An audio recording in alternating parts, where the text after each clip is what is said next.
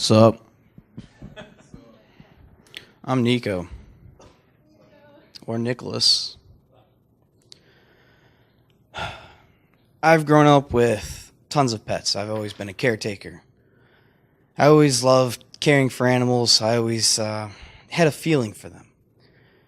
As I got more and more pets, I was really skilled at taking care of them. And I got more and more attached with them. It got to the point where if I couldn't take care of an animal for myself, I would feel kind of bad inside. It'd really start to affect me. If I ever went to the pet store because my sister's goldfish died, I kind of felt bad for the goldfish. You might think that may be a little bit pity, but I felt bad for her too. It was a mutual sadness. It's like it was death for an animal, but it's also kind of like a death for a person. It matters about your connection to the person, to the animal. That kind of connection is very, very powerful.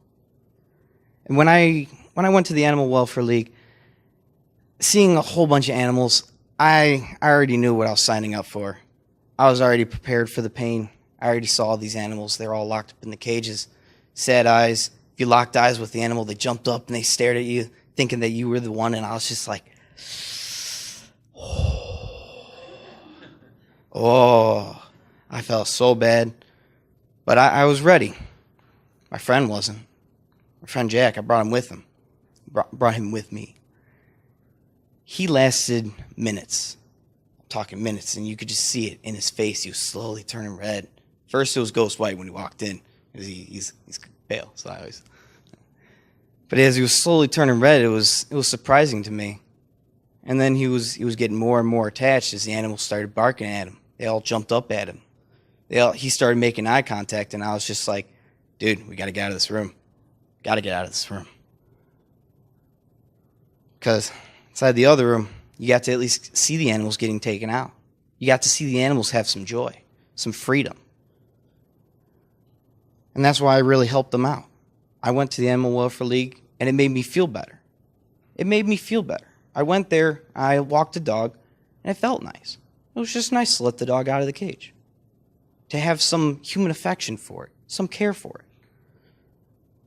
And they called it the runs, and that's what it was. It was literally just like cages. It was big, tall cages. You'd walk in there, you could let the dog, and they were called the runs because you let the dog run up back and forth for about 17 times until they like lay down, they're panting, they're out of breath. It's funny, but it was more like for me. It may have been a release of energy for them, but it was more like a happiness for me. It felt good to do it. And this issue of having animals locked up brought me to the attention of more animals, of how they're being mistreated. Some animals I looked up on a webpage, and I was very sad because I'm normally more into the ocean, and I heard how Norway. Yeah, there's a ship out in Norway that's sailing around, and they're killing dolphins by the masses. And I read this article, and I just looked at the front page, and I saw all of them gathered up, and I was already like, I already know what the rest of this article is about. I barely need to read it. I already know what's going to happen. A whole bunch of people standing around with a net, dolphins trapped behind a massive net, and one dolphin escapes, and it sits there, and it turns around and watches its family get killed. That hurt me. I was like, oh. Yeah. It's like some animals have feelings. You may think that, no, they don't. No, it's just an animal, and you just kick it.